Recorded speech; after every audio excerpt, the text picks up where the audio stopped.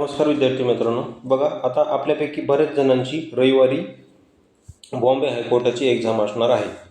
Clerk, पिऊन तसेच driver या 3 एक्झाम होणार आहेत आणि ते तिन्ही एक्झाम एकाच दिवशी होणार आहेत. तर आता यामध्ये हॉल तिकीटवर काय काय इन्स्ट्रक्शन दिलेलं आहे ते आपण पाहू. तर बघा, इन्स्ट्रक्शन ऑफ कॅन्डिडेट्स. तर candidates shall report the examination centre will in advance of the reporting time. Example 15 minute before reporting time. म्हणजे बघा, तुमच्या हॉल तिकीटवर एक्झामची जी काही रिपोर्टिंग टाईम दिलेली असते त्याच्या तुम्हाला 15 मिनिट लवकर उपस्थित राहायचं आहे. तर बघा, इथे रिपोर्टिंग टाईम दिले, reporting time of test 2:30 PM. आता ही पिऊनची 2:30 PM आहे आणि जी काय क्लर्कची आहे ती सकाळी 9 आहे. तर ही जी काय 2:30 PM दिलेली आहे पिऊनची, तर तुम्हाला शार्प 2:30 किंवा 2:30च्या अगोदर एक्झाम सेंटरवर हजर राहायचं आहे. आणि तुमची एक्झाम ही शार्प 3:30 ते 4 दरम्यान अर्धा तास ही पिऊनची एक्झाम आहे आणि जी काही क्लर्कची एक्झाम आहे ती 1 तासाची आहे. आता त्यामध्ये परत तुम्हाला सोबत काय काय ठेवायचं आहे आणि काय नाही ते पण इथे सांगितलेलं आहे. तर बघा, मेन्शन इन हॉल तिकीट. आता तुम्हाला हॉल तिकीट सोबत ठेवायचं आहे किंवा त्यालाच ॲडमिट कार्ड, असं ॲडमिट कार्ड किंवा हॉल तिकीट तुम्हाला सोबत ठेवायचं आहे. No candidates will permitted to enter examination centre if he she reports beyond given permitting time. म्हणजे जर तुम्ही जो काय हॉल तिकीटवर रिपोर्टिंग टाईम दिलेला आहे तो टाईमच्या नंतर जर गेलाच तर तुम्हाला तिथं अलाव केलं जाणार नाही. हे नंतर जो काही मेन गेट असतो कॉलेज शाळेचा तो बंद करून टाकले जाईल.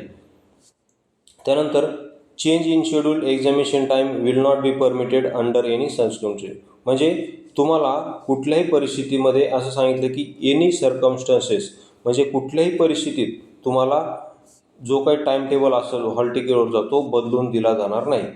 आता इथे सांगितलं आहे की कॅन्डिडेट्सने स्वतःसोबत काय म्हणजे काय काय ठेवलं पाहिजे. तर हॉल तिकीट कंपल्सरी पाहिजे, मग ते कलर झेरॉक्स मारा तुम्ही किंवा ब्लॅक अँड व्हाईट मारली तरी चालते, कारण इथे कुठेही कलर झेरॉक्स सोबत ठेवा असं म्हटलेलं नाही. त्यासोबतच तुम्हाला एक फोटो आयडेंटिटी कार्ड सोबत ठेवायचा आहे ज्यावर तुमचा फोटो क्लिअर दिसला पाहिजे. उदाहरणार्थ आधार कार्ड नेऊ शकता किंवा पॅन कार्ड नेऊ शकता, ड्रायव्हिंग लायसन्स नेऊ शकता, वोटर ID यापैकी काहीही तुम्ही सोबत ठेवू शकता ज्यावर तुमचा फोटो क्लिअर पाहिजे. आता बघा, बऱ्याच जणांच्या आधार कार्डवर फोटो हा 10-10, 15-15 वर्षाचा आहे. तर तसं करू नका. लेटेस्ट एखादं ID प्रूफ न्या ज्यावर तुमचा लेटेस्ट मागच्या 1-2 वर्षापूर्वीचा फोटो आहे. तसेच तुम्ही जर तुमचं लग्न झालेलं असेल, आता उदाहरणार्थ बघा, मुलींचं लग्न झालेलं असतं आणि लग्नानंतर तुमचं नाव बदललेलं असतं मुलींचा लग्नानंतर नवऱ्याचं नाव लागलेलं असतं. तर मुलींनी काय करायचं आहे, मॅरेज सर्टिफिकेट कंपल्सरी सोबत ठेवायचं आहे. त्याशिवाय तुम्हाला एक्झाममध्ये परमिशन दिली जाणार नाही. त्यामुळे तुम्हाला मॅरेज सर्टिफिकेट काय करायचं आहे, कंपल्सरी सोबत ठेवायचं आहे. तर हे झालं की सोबत काय काय बाळगायचं याची इन्फॉर्मेशन. आता सोबत काय बाळगायचं नाही याबद्दल पण इथं खाली बोललेलं आहे. तर बघा, ह्यामध्ये काय सांगितलं आहे की smartphone, mobile phone, digital watch, microphone, Bluetooth वगैरे हे जे काय असेल हे तुम्हाला सोबत बाळगता येणार नाही.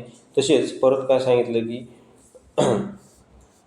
परत इथं सांगितलेलं आहे की हे बघा, कम्युनिकेट ऑर स्पीक, म्हणजे मध्येच जर कोणासोबत तुम्ही मित्रांसोबत आजूबाजूच्या विद्यार्थ्यांसोबत काही कम्युनिकेट केलं किंवा त्याला एक्झाममध्ये आन्सर वगैरे सांगितले तर तुम्हाला एक्झाममधून काय केलं जाईल, डिसमिस केलं जाईल. त्यामुळे ह्या संपूर्ण सूचनांचं काय करा, तुम्ही पालन करा. त्यानंतर आन्सर शीटबद्दल इथे सूचना दिलेल्या आहेत. आन्सर शीट कशी असेल काय असेल तर बघा, candidate are directed to attempt only first ते 30 नंबर्स. म्हणजे आता हे पिऊनचं हॉल तिकीट आहे म्हणून इथे 30 काय केलेले आहेत, 30 मार्काचा पेपर आहे हा.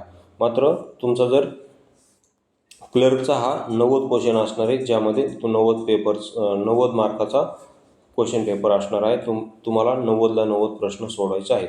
आणि परत काय सांगितलं, पेनबद्दल पण सांगितलेलं आहे की इथे बघा, फक्त तुम्हाला काय करायचं आहे, फक्त आणि फक्त ब्लॅक पेन वापरायचा आहे. हे बघा, इथे सांगितलेलं आहे की हे बघा, युजिंग ओनली ब्लॅक पेन. हे बघा, ओनली ब्लॅक बॉल पेन वापरायचा आहे. जे आपण प्रत्येक वेळेस कंबाईनच्या एक्झामला वापरतो तो ब्लॅक बॉल पेन तुम्हाला वापरायचा आहे. दुसऱ्या कलरचा पेन चालणार नाही. फक्त ब्लॅक बॉल पेन पाहिजे. ओके. तर अशा प्रकारच्या ह्या महत्त्वाच्या सूचना होत्या. आणि इथं परत आन्सर गोल करण्याबद्दल मी सांगितलेलं आहे. आता बघा इथं उदाहरण दिलेलं आहे. असे 4 ऑप्शन असतील ए, बी, सी, डी. तर या 4पैकी जो योग्य आन्सर असेल तोच तुम्हाला काळा करायचा आहे. मात्र जर तुम्ही 2 काळे केले, असे 2 काळे केले तर तो प्रश्न तुमचा चुकीचा समजला जाईल. काय समजला जाईल? चुकीचा समजला जाईल. त्यामुळे तुम्हाला कोणताही एकच गोल करायचा आहे आणि एकदा गोल केल्यावर परत त्याला इरेज करता येणार नाही किंवा त्याबद्दल काही खाडखोड करता येणार नाही. तर अशा प्रकारे ह्या महत्त्वाच्या सूचना होत्या. व्हिडिओ आवडला असेल तर तुमच्या मित्रांना शेअर करायला विसरू नका. चॅनलला सबस्क्राईब करायला विसरू नका. व्हिडिओ पाहिल्याबद्दल धन्यवाद.